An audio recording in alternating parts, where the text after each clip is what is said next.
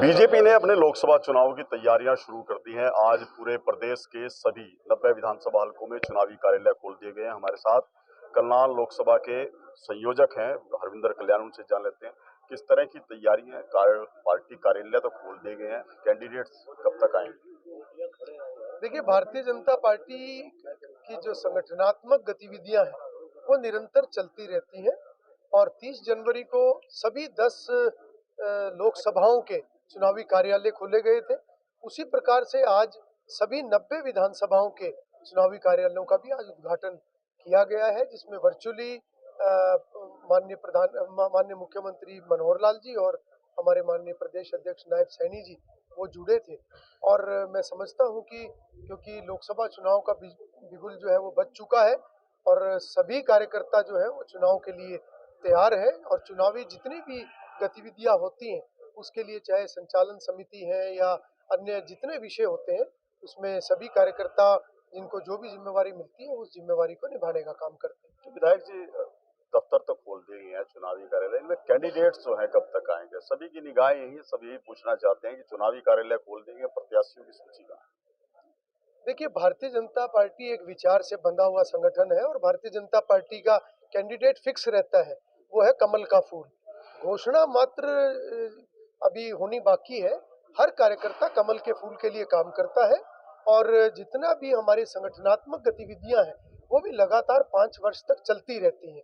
अब क्योंकि लोकसभा के चुनाव सिर पर है, बिगुल बज चुका है और सभी ने, पूरे देश ने मन बनाया हुआ है, पूरे समाज ने मन बनाया हुआ है कि तीसरी बार प्रधानमंत्री नरेंद्र मोदी जी को पहले से भी बड़ा बहुमत देकर उनको तीसरी बार प्रधानमंत्री बनाना है।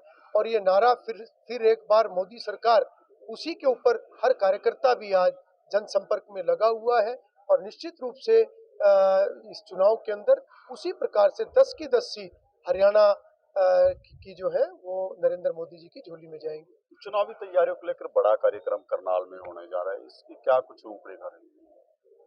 देखिए, ये कार्यक्रम लगातार चलते रहते हैं। 6 तारीख को जो महिला मोर्चा का एक कार्यक्रम है जिसमें प्रधानमंत्री नरेंद्र मोदी जी पश्चिम बंगाल से में एक बहुत बड़ी रैली को संबोधित करेंगे और लाइव वो पूरे देश में जुड़ेंगे।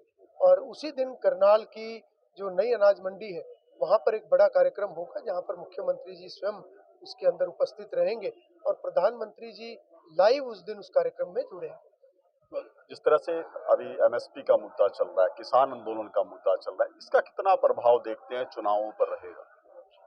देखिए, आज किसान वर्ग इस बात को समझता है कि भारतीय जनता पार्टी की सरकार आने से पहले केवल 2 फसलें एमएसपी पर बिका करती थी।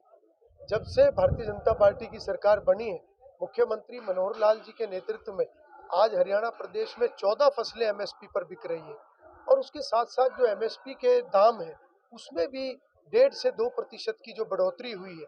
मैं समझता हूँ कि किसान वर्ग के लिए भी कभी आज तक किसी सरकार ने इतनी गंभीरतापूर्वक कार्य नहीं किया जो कि भारतीय जनता पार्टी ने किया है।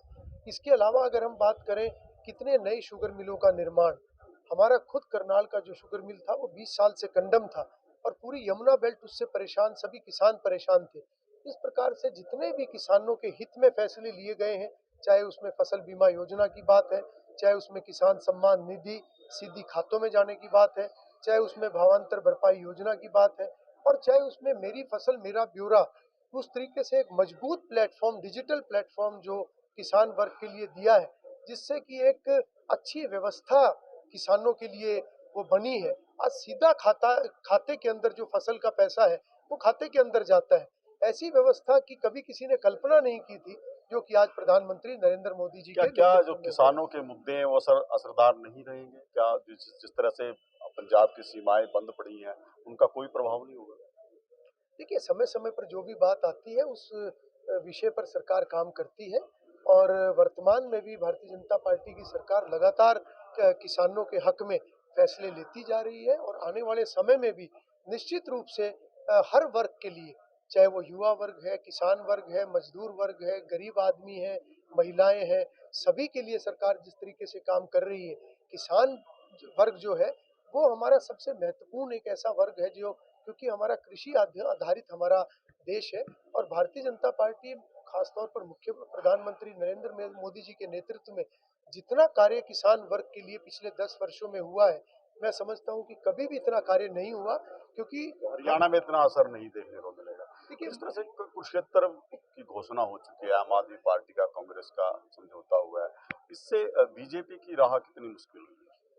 देखिए, आज अगर कांग्रेस और आम आदमी पार्टी का समझौता हुआ है, तो ये कहीं न कहीं उनकी कमज़ोरी को दर्शाता है। क्योंकि कांग्रेस पार्टी हमेशा ये कहा करती थी कि उनको कभी किसी के सहारे की ज़रूरत नहीं है। आज अगर वो एक-दूसरे का सहारा ले रहे हैं, तो वो कहीं न कहीं एक प्रमाण इस बात का है कि आज भारतीय जनता पार्टी वास्तव में बहुत मजबूत है, चाहे वो केंद्र की बात है, चाहे वो हरियाणा प्रदेश की बात है। और निश्चित रूप से ना केवल केंद्र में तीसरी बार प्रधानमंत्री के नेतृत्व में, मोदी जी के नेतृत्व में भारतीय जनता पार्टी की सरकार बनेगी, निश्चित रूप से हरियाणा प्रदेश में भी भारतीय जनता पार्टी की सरकार तीसरी बार स्पष्ट बहुमत से बनेगी। और मैं समझता हूं कि जो विकसित भारत का एक सपना प्रधानमंत्री नरेंद्र मोदी जी का है, उसी प्रकार से विकसित भारत, विकसित हरियाणा, ये भी एक संकल्प मुख्यमंत्री मनोहर लाल जी का भी है। और आज सारा समाज इस संकल्प के साथ जुड़ता जा रहा है। विधायक जी, शुरुआत में ही पार्टी की तरफ से ऐसे संकेत थे कि अब की बार बदलाव हो सकता है, कुछ नए चेहरे जो हैं उतारे जा सकते हैं। करनाल लोकसभा की बात करें तो आपका भी नाम शामिल था। क्या कुछ बदलाव हो सकता है? कैंडिडेट बदले जा सकते हैं हरियाणा? देखिए, ये संगठनात्मक विषय है, पार्टी इसके ऊपर निर्णय करती है और पार्टी ये तय करती है कि कौन कार्यकर्ता किस भूमिका में रहेगा। भारतीय जनता पार्टी के अंदर किसको टिकट मिलेगा ये महत्वपूर्ण नहीं है। भारतीय जनता पार्टी के अंदर महत्वपूर्ण ये है कि अगर चुनाव आया है तो कमल का फूल खिलना चाहिए, और उसी के लिए सभी कार्यकर्ता मिलके काम करते हैं। तो बिल्कुल ये लोकसभा संयोजक थे हरविंदर कल्याण, जिन्होंने बताया कि पार्टी के एक चुनावी कार्यालय खोल दिए गए हैं और अब की बार जो है चुनाव जो है उनका सिंबल कमल का निशान अभी तक वही प्रत्याशी है, और जिस भी प्रत्याशी को टिकट मिलेगी उसकी जीत सुनिश्चित है, क्योंकि भाजपा लगातार दावा कर रही है कि हरियाणा की 10 की 10 लोकसभा सीटें इस बार बीजेपी दोबारा से जीत हासिल करेगी। करनाल से महेंद्र सिंह, इंडिया न्यूज हरियाणा।